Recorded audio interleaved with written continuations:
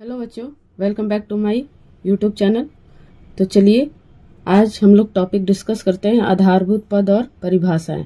ये गणित का है, ठीक है। आधारभूत पद और परिभाषाएं देखते हैं। आधारभूत यानी कि गणित का आधार। गणित का आधार क्या है? देखिए, रेखाखंड। रेखाखंड किसे कहते हैं? सबसे पहले हम ये जानेंगे रेखाखंड किसे कहते हैं। रेखाखंड किसे कहते हैं? तो एक रेखा का वह भाग जिसके दो अंत बिंदु हों। कितने अंत बिंदु हों? दो अंत बिंदु हों, ठीक है। एक रेखाखंड कहलाती है। एक रेखाखंड कहलाती है, ठीक है, कहलाती है। इसको हम लोग कैसे डिनोट करते हैं, यानी कैसे प्रकट करते हैं, प्रदर्शित करते हैं? जैसे मान लीजिए ए और बी है तो ऐसे लिखेंगे ए बी के ऊपर, इस तरीके से इसको डिनोट कर देंगे, प्रदर्शित कर देंगे, ठीक है, रेखाखंड को। अब कहता है किरण किसे कहते हैं? तो रेखा का वह भाग जिसका एक अंत बिंदु हो, ठीक है, एक किरण कहलाता है। क्या कहलाता है? एक किरण कहलाता है। इस किरण को कैसे दिखाएंगे हम? ए बी पर ऐसे देंगे और ये, ठीक है, एक अंत बिंदु हो। अब संरेख बिंदु किसे कहते हैं? तो यदि तीन या अधिक बिंदु एक ही रेखा पर स्थित हो तो वे संरेख बिंदु कहलाते हैं, ठीक है, कहलाते हैं। जैसे उदाहरण के तौर पर मान लीजिए आपके पास क्या है कि यहाँ पर ये ए बी सी, तो ए बी सी कौन सी बिंदुएं हैं? संरेख बिंदुएं हैं। कैसी बिंदुएं हैं? संरेख बिंदु हैं। ए बी सी कैसी बिंदु है? संरेख बिंदु है, ठीक है। अगर ये संरेख नहीं है, माने यदि तीन या अधिक बिंदु एक ही रेखा पर, यहाँ होगा रेखा पर, ठीक है, रेखा पर स्थित हो। यहाँ क्या होगा?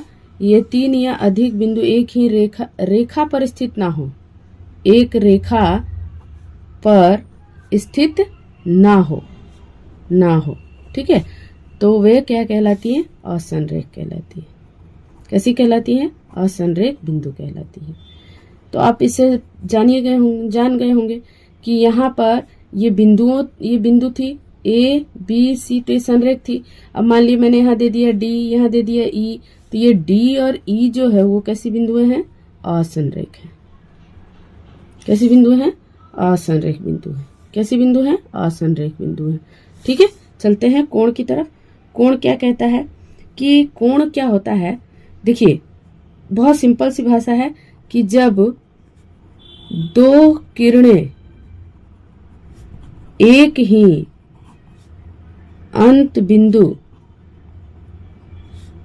से प्रारंभ होती हैं तो एक कोण बनता है। क्या बनता है? एक कोण बनता है, ठीक है, एक कोण बनता है। इसमें यहाँ से एक ये आया, एक ये आया, इनके बीच में जो ये आकृति बनी है ये क्या कहलाएगा? कोण कहलाएगा, ठीक है। कोण को हमेशा हम लोग जब भी लिखेंगे इस तरीके से लिखते हैं। मान लीजिए ए ओ बी, तो लिखने का तरीका है कि एंगल यानी कोण ए ओ बी, तो ये जो ओ है, ये कोण जो बन रहा है वो सदैव बीच में रहता है, ठीक है। तो अब चलते हैं आगे, हम देखते हैं भुजाएं किसे कहते हैं।